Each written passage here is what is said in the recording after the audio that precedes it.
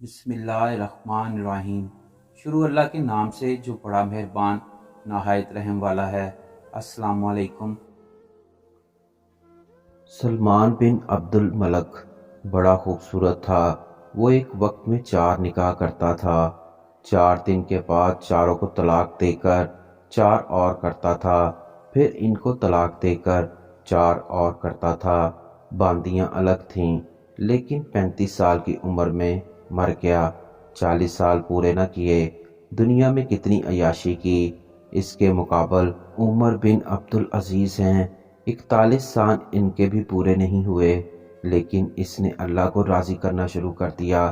اب دیکھیے کہ جب سلمان کو قبر میں رکھنے لگے تو اس کا جسم ہلنے لگا، تو اس کے بیٹے ایوب نے کہا میرا باپ زندہ ہے۔ حضرت عمر بن عبدالعزیز رضی اللہ تعالیٰ عنہ نے کہا بیٹا تیرا باپ زندہ نہیں ہے، عذاب جلدی شروع ہو گیا ہے، جلدی دفن کرو۔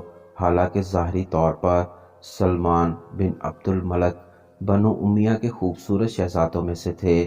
حضرت عمر بن عبدالعزیز رحمۃ اللہ علیہ فرماتے ہیں کہ میں نے اس کو قبر میں اتارا اور چہرے سے کپڑے کو ہٹا کر دیکھا تو چہرہ قبلے سے ہٹ کر دوسری طرف پڑا تھا اور رنگ کالا سیاہ ہو گیا تھا۔ قبر کے کیڑے نے چھوڑا تو قبر کی گرمی نے ہڈیوں کو گلا دیا، اس کی راکھ بنا دی۔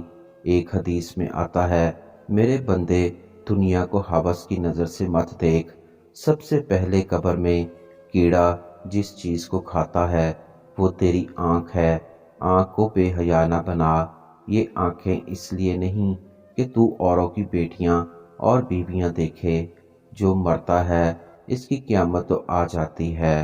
کہتے ہیں کہ سمرقند کا ایک بادشاہ شہریار اپنی ملکہ کی بے وفائی سے دل برداشتہ ہو کر عورتوں سے ہی بدظن ہو گیا، اور اس نے یہ دستور بنا لیا کہ روزانہ ایک نئی شادی کرتا اور دلہن کو رات بھر رکھ کر صبح قتل کر دیتا تھا۔ سلسلہ اسی طرح چلتا رہا تو عورتوں کی تعداد کم پڑنے لگی۔ بادشاہ کے وزیر نے بھی اسے رائے دی کہ ایسا کب تک چلے گا، اور کوئی شادی کرنے کو بھی راضی نہیں ہوتی۔ بادشاہ نے اسے کہا تم اس کا بندوبست کرو۔ آخر وزیر کی لڑکی شہزادی نے اپنی صنف کو اس عذاب سے نجات دلانے کا تہیہ کر لیا اور باپ کو بامشکل راضی کر کے بادشاہ سے شادی کر لی۔ شہریار بادشاہ قصے کہانیوں کا بہت شوقین تھا۔ اس نے رات کے وقت بادشاہ کو ایک کہانی سنانا شروع کی۔ رات ختم ہو گئی مگر کہانی ختم نہ ہوئی۔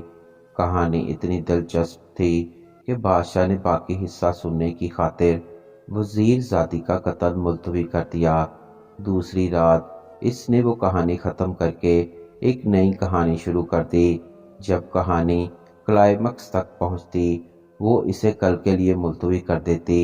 اس طرح 1001 رات تک کہانی سناتی رہی۔ اس مدت میں اس کے 2 بچے ہو گئے اور بادشاہ کی بدظنی جاتی رہی۔